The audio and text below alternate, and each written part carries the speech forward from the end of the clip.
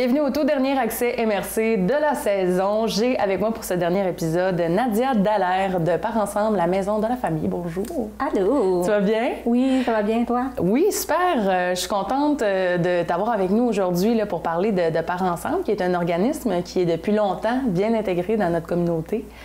On va découvrir ça ensemble. Peut-être qu'il y en a qui n'ont jamais entendu parler ou qui ont déjà entendu le nom, mais ils ne savent pas exactement qu'est-ce que vous faites. Alors, on va commencer par là. Qu'est-ce que c'est? Part Ensemble. Part Ensemble, c'est une maison de la famille. Dans le fond, nous, ce qu'on fait, c'est qu'on offre des services dans toute la MRC Maria-Chapdelaine. Donc, c'est vraiment, puis notre objectif, c'est vraiment d'offrir des services à toutes les familles de la MRC. Dans le fond, peu importe le statut social, peu importe le revenu, c'est vraiment, là, c'est ouvert à toutes les familles. Et notre but, c'est comme toile de fond, c'est vraiment l'entraide parentale. Donc, c'est vraiment d'offrir des services, là, de l'entraide. Donc, l'entraide entre parents, l'entraide dans les communautés, dans chaque municipalité. Donc, c'est vraiment, là, c'est notre toile de fond, l'entraide parentale, là. On existe depuis 1998. Et même avant, parce que, tu sais, il y a eu une démarche de parents qui ont décollé Part Ensemble. Fait que, tu sais, c'est ça. C'est vraiment ça, Part Ensemble. Puis c'est vraiment pour la MRC Maria-Chapdelaine au complet. Dans le fond, quand on dit entraide parentale, c'est des parents qui vont en aider d'autres? Exactement. C'est beaucoup des parents qui... Nous, on mise beaucoup là-dessus. C'est pour ça aussi qu'on a beaucoup de bénévoles, parce que quoi de mieux qu'un parent pour en aider un autre et tout ça. C'est sûr qu'au travers de ça, nous, c'est quand même une structure au travers de ça. On a des intervenantes qui sont là pour accompagner aussi, soutenir, écouter, valoriser les parents de toute la MRC. Mais oui, effectivement, on a un gros volet qui est bénévole, soutien parents, puis oui, effectivement. Et il y a les enfants aussi qui vont se mélanger à tout ça. C'est ça. On axe beaucoup sur le développement de l'enfant. Ça a été notre toile de fond de par nos ateliers, nos activités. On parle de développement moteur, motricité globale, les compétences sociales, prosociales. Tu sais, c'est vraiment le développement global de l'enfant.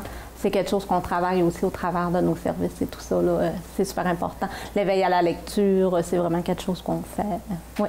Et j'imagine donc que vous avez une clientèle variée, qui est large, qui vient de plein d'endroits, qui ont des âges différents. C'est ça. Nous, c'est vraiment... Notre but, c'est intergénérationnel. Fait que notre clientèle va de 0 à 99 ans et sinon plus. Principalement, nos services sont beaucoup dans la stimulation précoce. Donc, c'est sûr que dans le 0-5 ans, en prénatal aussi, c'est quelque chose qui est très présent. Mais on offre aussi souvent du soutien pour les enfants en âge scolaire, des parents qui pourraient avoir besoin de conseils. Ça peut être... on a l'intergénérationnel aussi qu'on a développé beaucoup dans les dernières années. C'est sûr que là, en pandémie, ça a été mis sur pause beaucoup. Mais on a quand même eu une pensée pour notre intergénérationnel. On a eu certaines petites activités à travers COVID, mais on s'est déplacé dans le passé là, dans les foyers de personnes âgées. Ça fait que notre clientèle est vraiment de 0 à 99 ans. Ah, OK. Fait que vous avez levé un volet un peu grands-parents aussi, j'imagine. Oui, exactement. Ça a été développé là, dans les dernières années plus. Parce que nous, on valorise beaucoup l'implication des parents, mais les idées des parents aussi. Puis ce beau projet-là était venu d'un parent qui voulait décoller des cafés des générations. Puis c'était vraiment une maman qui arrivait de Québec qui voulait décoller ça. Puis nous, on a embarqué dans le bateau. Puis maintenant, ça a pris de l'ampleur. On a eu des subventions qui sont non récurrentes. Mais tu sais, on a vraiment embarqué dans ce beau projet-là. Puis maintenant, on a cette pensée-là qui est intergénérationnelle. Et toi, tu es là depuis un moment en tant qu'intervenante? Depuis, je dirais, septembre 2003. Ça fait que ça fait quand même 17 ans. Fait que oui, moi, j'ai commencé à Part Ensemble. On était dans le sous-sol de l'église Sainte-Thérèse. Donc, on a fait beaucoup de chemin depuis que j'ai commencé à travailler à Part Ensemble, effectivement. Oui, parce que là, vous êtes situé sur la rue... La rue des Mélèzes. Oui. Juste derrière le Tim Hortons, au 1879 rue des Mélèzes.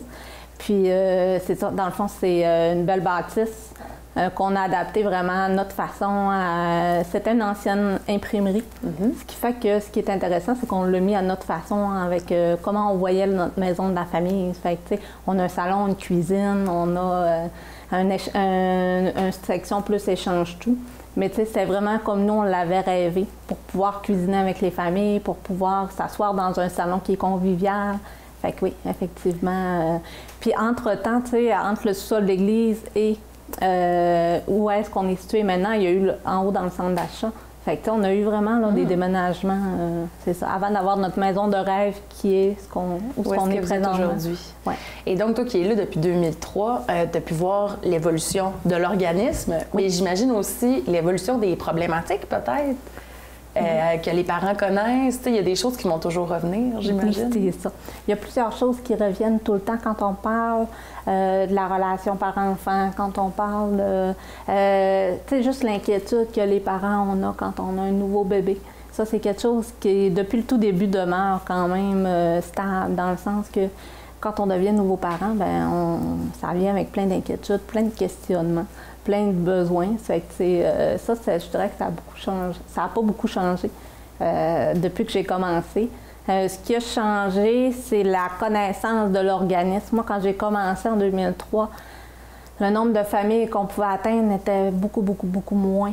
Maintenant, on rejoint à peu près 350 familles par année. Wow!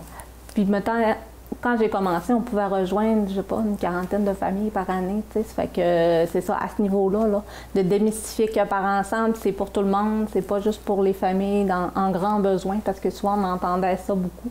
Puis c'est encore à travailler de dire, OK, vous aidez les familles qui en ont vraiment besoin. Non, c'est vraiment pour toutes les familles, puis c'est pas juste pour les familles dites pauvres ou qui sont à faible revenu ou qui n'ont pas de scolarité. C'est vraiment pour tous les parents, que ce soit n'importe quel métier que tu fais, le salaire que tu gagnes, ça n'a pas d'importance pour pouvoir avoir besoin de nos services. Oui, parce qu'on est tous égaux devant la nouveauté d'un bébé. Hein? Exactement.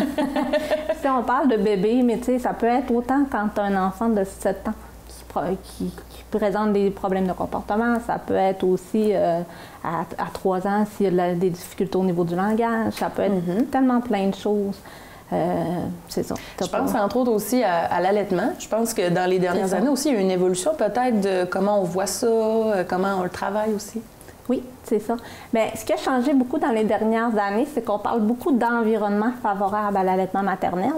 Ce qui fait que quand on parle d'environnement, c'est d'approcher les commerçants, d'approcher le restaurant, peu importe, la municipalité, puis de dire, c'est important d'accueillir ces femmes-là qui allaitent parce que c'est pas vrai qu'il faut que tu ailles absolument dans une salle d'allaitement ou qu'il faut que tu ailles allaiter dans la salle de bain. Nous, on veut que chaque place soit inclusif à l'allaitement, même si c'est un droit pour la femme d'allaiter où elle veut, quand elle veut.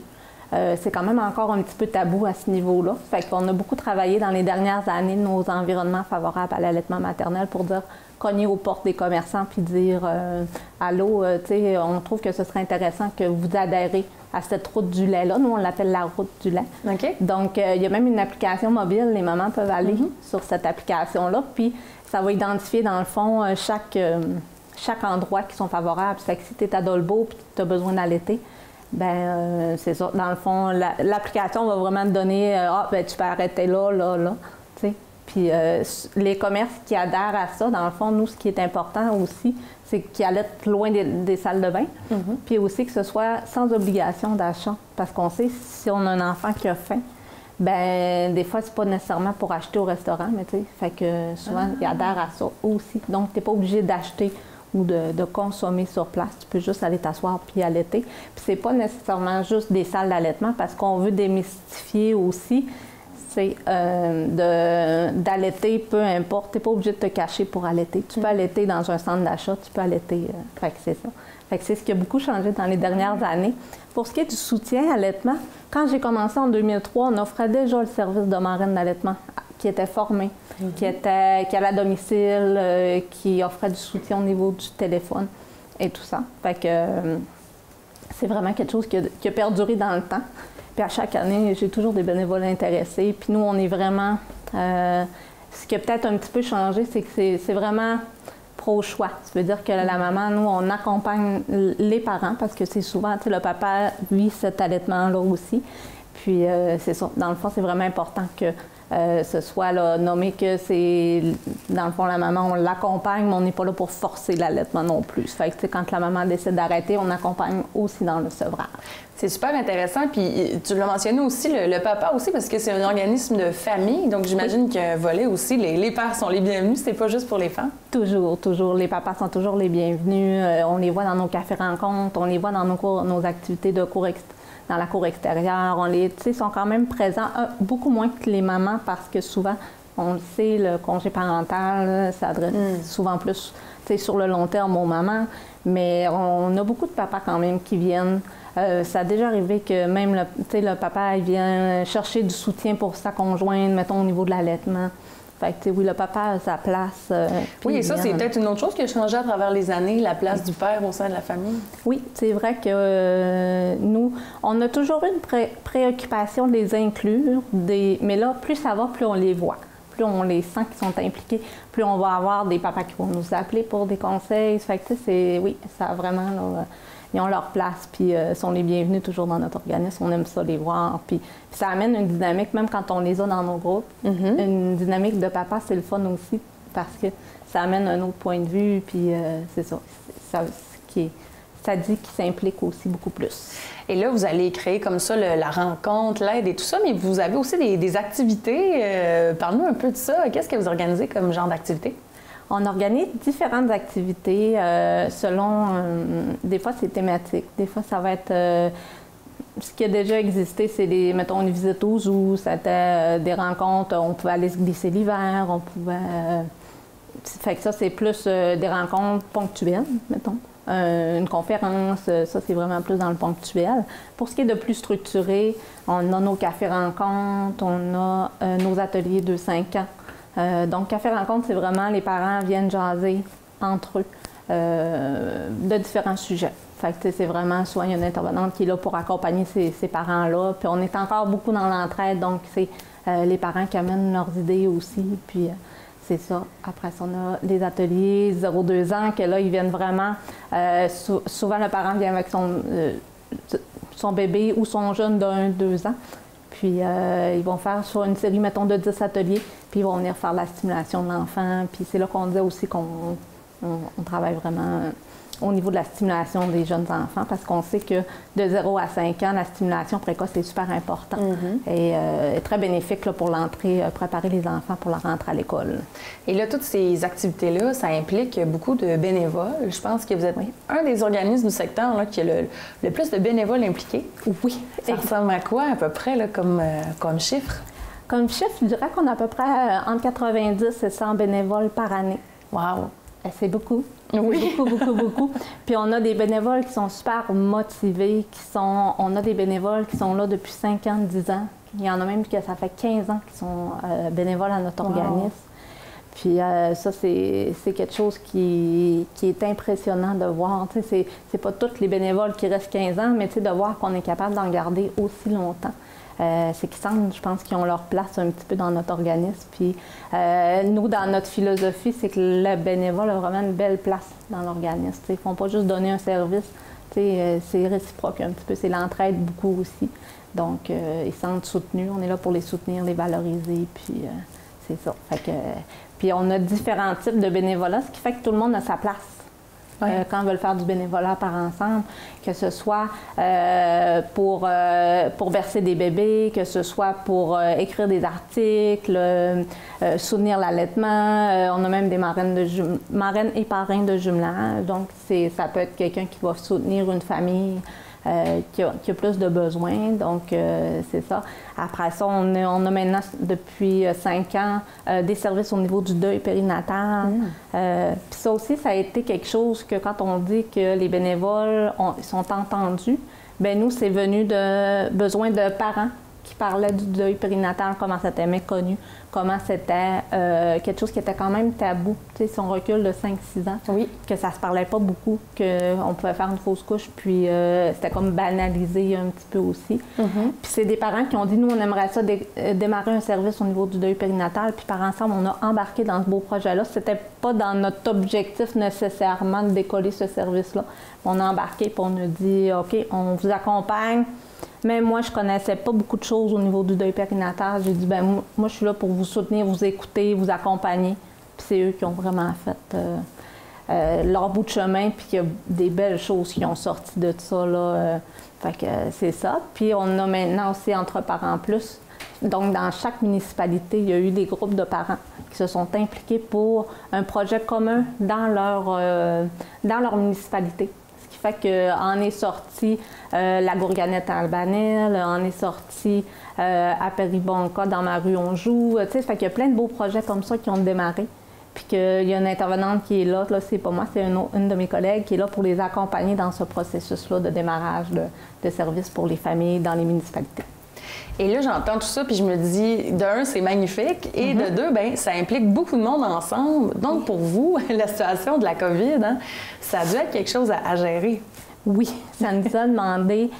Je dirais que malheureusement, il y a encore des bénévoles qui s'impliquent, mais ça a pris une grande pause au niveau du bénévolat. Beaucoup de secteurs, soit parce que nous, les intervenantes, on met nos énergies sur autre chose, soit parce que, exemple, bercer des bébés, bien là, on demande, à un moment donné, ça a pris une vraie pause, puis là, maintenant, on a repris ce service-là, mais avec des conditions qui sont peut-être moins accueillantes pour les bénévoles. C'est parce que je leur demande de porter un masque, des lunettes de protection, et tout le long, s'ils sont là à bercer 3 heures, bien, c'est un masque 3 heures. Donc, c'était, pas tous les bénévoles qui pouvaient se le permettre, que c'était possible pour eux. Puis aussi, c'est que des fois, on a une population, des bénévoles qui étaient peut-être plus dans un groupe à risque, plus âgés un petit peu, donc qui ont préféré aussi ne pas prendre de risques avec la COVID, parce que c'est là aussi qu'on a vu que oui, nos bénévoles sont là pour nous donner, mais nous aussi, on est à l'écoute de ça, puis dire, bien peut-être que oui, la COVID, ça te stresse.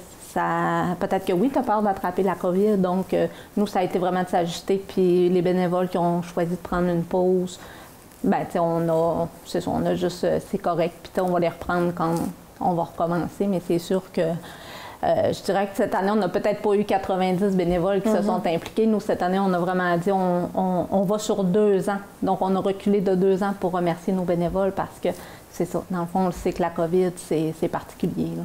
Bien oui, puis en même temps, ça vous a peut-être ralenti dans votre offre de service, tandis que les besoins étaient encore là, puis peut-être même plus encore. Oui, parce que le fait que des gens soient confinés à la maison, sans travail, avec le stress, des fois, ça pouvait augmenter des problématiques.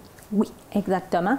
Puis nous, quand on a commencé en début de pandémie, au mois de mars-avril l'année passée, on est tombé en télétravail, nous aussi, mais notre travail à nous, ça a été beaucoup de rejoindre les familles, de rejoindre nos bénévoles, de les appeler, de communiquer avec eux autres sur Facebook. Donc, on était fermés physiquement, sauf qu'on leur offrait du soutien quand même à distance. Même si c'est pas le même soutien, on était là quand même pour eux autres, puis pour tout l'ensemble de nos familles aussi. Fait que c'est ça. Il y en a qui ont on a accompagné, on a soutenu au travers de tout ça pour plein de besoins. Puis c'est ça. Puis il y en a d'autres que finalement, là, on a perdu de vue un peu plus, ils ont pris leur distance, puis c'est correct aussi. Là, oui, bien c'est un choix à un moment donné à faire. Mais ce que vous avez créé aussi au fil des années, c'est un réseau, c'est un réseau de soutien. Puis ça, bien, ça a pu se transmettre, j'imagine, via le web, hein, comme on le dit un peu, mais transformer, dans le fond, notre soutien, nos activités, l'adapter, comme tout le monde a dû faire. Et là, vous êtes de retour peut-être à un service peut-être plus, j'allais dire normal, mais je veux dire plus complet peut-être que l'année passée? Un peu plus complet, mais encore restreint. Je dirais qu'on fait encore des Zooms virtuels. Nous, on a un café rencontre qui est entièrement virtuel. Donc, les jeudis après-midi, les gens peuvent se connecter.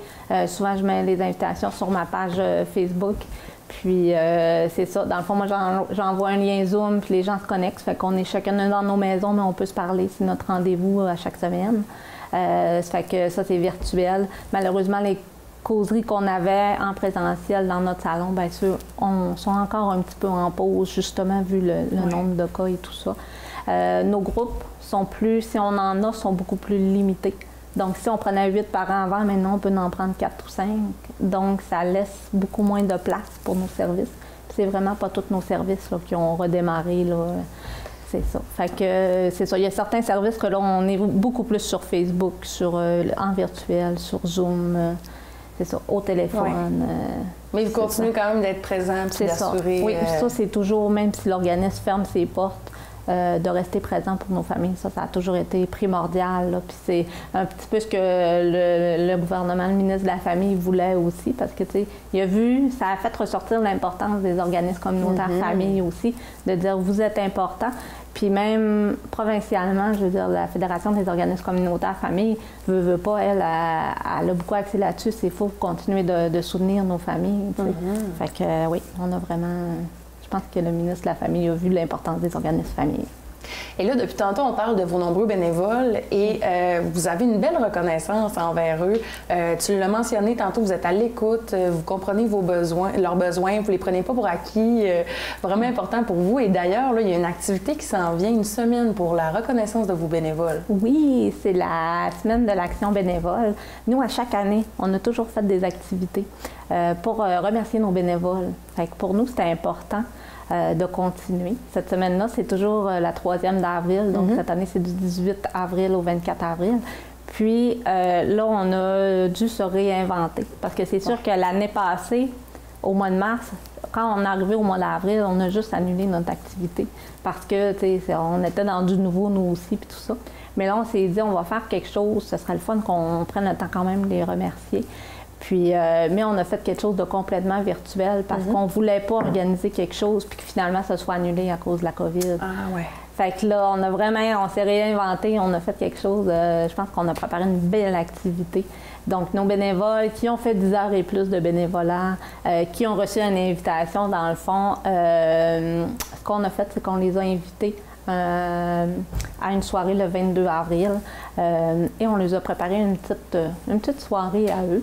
Donc, vers 4 et 5 heures, le personnel de Parents Ensemble vont leur livrer un repas familial pour que toute la famille puisse manger. Dans le fond, ils ont un choix de menu. Donc, ils vont manger en famille, donc chacun dans leur bulle, chacun. Mais on trouvait ça important d'avoir une petite attention pour eux. Vraiment. Puis par la suite, vers 7 heures, dans le fond, on se rejoint pour une espèce de gala virtuel. Puis, on se disait, un gala, bien, c'est le fun, mais tu sais, on ne veut pas entendre parler pendant 2 heures du remerciement de bénévoles. Je veux dire, je suis bien intéressante, mais à un moment donné, on veut quelque chose de plus divertissant. Ouais. Donc, on a été voir des humoristes conférencières. Donc, on a trouvé Émilie Ouellette, qui, elle, est vraiment une humoriste et aussi une conférencière dans le sens qu'elle a fait son bac en travail social, mais aussi un diplôme en humour. Donc, elle va nous offrir là, c'est pas de la discipline à l'humour, c'est de l'humour dans un monde de fou, quelque chose comme ça. Là. En tout cas, c'est une conférence qu'elle a déjà montée, donc elle va nous offrir là, en virtuel. Wow. Fait que, tu sais, c'est ça. Puis, dans le fond, nous, on l'offre gratuitement à nos bénévoles, sauf qu'on s'est dit que ça serait le fun aussi de le faire profiter aux autres familles. Puis fait que nous, ce qu'on a fait, c'est que pour nos bénévoles, c'est gratuit, mais pour l'ensemble de la population, dans le fond, là, ils vont pouvoir acheter des billets. Ah, OK. Pour une conférence virtuelle, c'est ça. C'est quand même à faible coût, c'est 11,50 je crois. Ça fait que c'est quand même à prix très abordable. Ben oui. Puis nous, ce qu'on fait après ça, c'est qu'ils peuvent cliquer sur le lien, s'inscrire, puis le soir même, ils vont recevoir là, leur lien Zoom pour se connecter à cette conférence-là. Fait que c'est comme un 2 pour 1. Fait que on était très fiers de notre petite idée là, c'est vraiment chouette. Puis on peut s'inscrire via votre page Facebook, votre site web? Il va y avoir, sur Maison de la Famille, on va faire circuler une invitation. Puis les gens ont juste à cliquer sur l'invitation. Dans le fond, tu t'inscris en ligne, puis tu payes ton billet en ligne, puis après ça, on envoie le lien une fois qu'ils sont inscrits.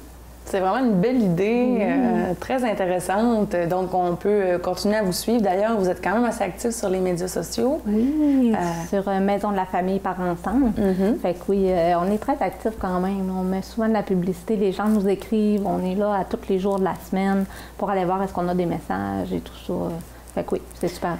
Et s'il y a des gens qui nous entendent et qui aimeraient peut-être s'impliquer justement en tant que bénévole, j'imagine que c'est possible de le faire encore? Oui, c'est possible de le faire encore. C'est plus limité. Mais les gens qui voudraient s'impliquer et qui auraient du temps donné, effectivement, qui voudraient bercer des bébés ou peu importe, c'est encore possible. Moi, je fais souvent une entrevue. Bien, c'est pas une entrevue, c'est plus une rencontre pour évaluer c'est quoi leur intérêt, qu'est-ce que nous, on cherche, qu'est-ce que, tu sais, vraiment, là. Puis pour certains secteurs de bénévolat, c'est certain qu'on va faire un recrutement qui est plus serré, tu sais, des anges gardiens, mais est-ce que la personne est capable de bien s'occuper des bébés? On a des petites formations qui sont offertes, même chose pour les marraines d'allaitement. Ça fait que, oui, c'est possible de le faire. Dans le fond, moi, souvent, je les rencontre, puis après ça, je prends contact, puis je les rappelle quand il y a des besoins. Parfait. Bien, c'est déjà terminé pour Accès MRC. Je te remercie vraiment beaucoup, Nadia, d'être venue nous parler de ça. C'était très intéressant. C'est important le travail que vous faites aussi, puis on le voit bien dans notre communauté, là. On en a parlé depuis le début de toute l'évolution de qu'est-ce que c'est devenu, puis comment vous êtes rendu un service essentiel. Essentiel, effectivement. Donc, on continue de vous suivre sur les médias sociaux et sur votre site web et dans toutes vos activités. Puis les gens, ils n'ont pas de gêner, ils peuvent nous appeler et tout ça. Puis en cas de COVID, nous, ce qu'on dit, c'est appelez-nous. On va voir qu'est-ce qu'on peut faire, puis pour savoir quel service on offre, quel service on n'offre plus. Ça change de jour en jour, ça fait que ça vaut vraiment la peine de nous appeler, de nous écrire pour savoir qu'est-ce qu'il y en est. Bien, merci encore. Bien, ça me fait plaisir. Merci à vous d'avoir été là. C'était notre dernier Accès MRC pour cette saison. On se retrouve à l'automne.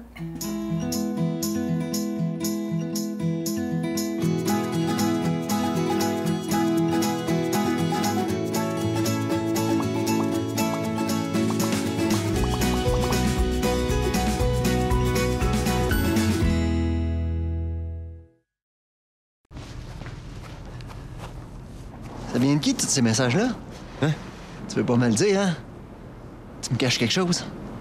Mais voyons, de quoi tu parles? Hey! Prends-moi pas pour un épais. Je le sais que Tu parles dans mon dos à tes amis.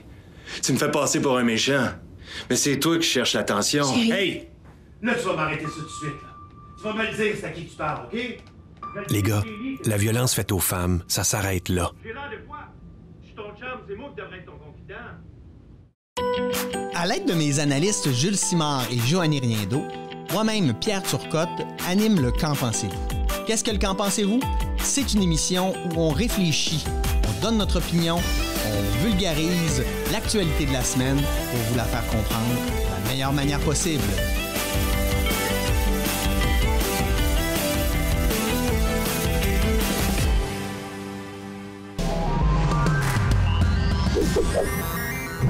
On a tous de bonnes questions sur le vaccin.